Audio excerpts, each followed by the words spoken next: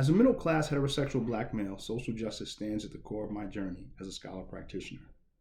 I recognize that racial inequalities have profound impacts on individuals and communities from diverse backgrounds and cultures, and I believe that the voices of black individuals, as well as other marginalized groups, are essential in conducting meaningful and effective research.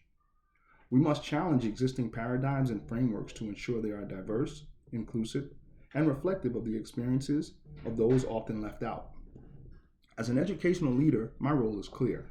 I am here to remove barriers to learning for marginalized students and those with diverse needs, empowering them to thrive academically and personally.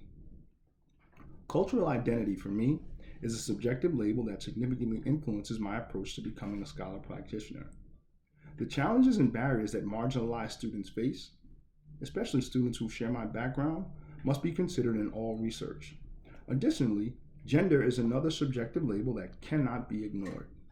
As a black male in a field predominantly dominated by women, I face stereotypes that present unique challenges.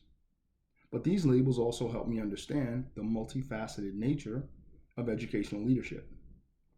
My own experiences have taught me to take a step back and view subjective labels, such as cultural identity and gender, through multiple perspectives. I strive to understand why these labels exist and what they reveal about society. Effective gender research must always take into account differences shaped by race, gender, beliefs, and identity. Diversity and equity and a commitment to social justice guide my viewpoint toward research and scholarship. To conduct valid ethical research is essential to understand and address bias, particularly in methodology. I recognize that my subjective labels offer a unique perspective on resilience.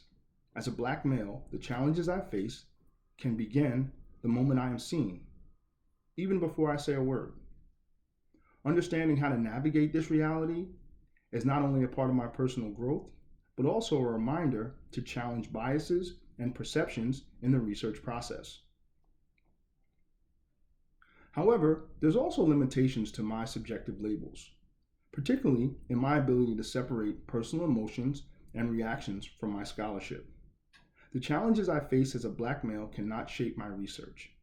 Unfair treatment and past biases cannot negatively influence the work I do today and in the future.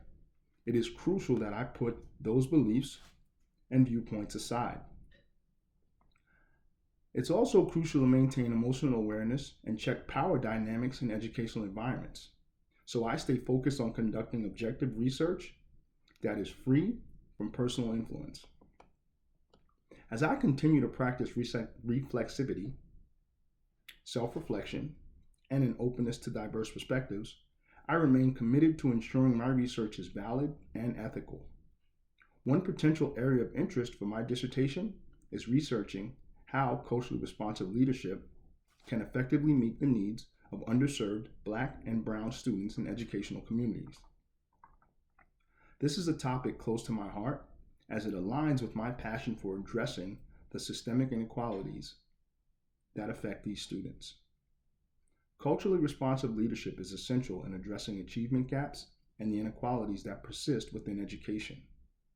By exploring how leadership can integrate cultural relevance, foster strong student-teacher relationships, and engage families, my research will help to develop strategies to create more inclusive and equitable learning environments. Ultimately, the research will inform the development of future educational leaders who can truly meet the needs of Black and Brown students. Part of my research mission will be to contribute to this body of knowledge, ensuring that the experiences and voices of marginalized students are valued, understood, and addressed in education. Thank you.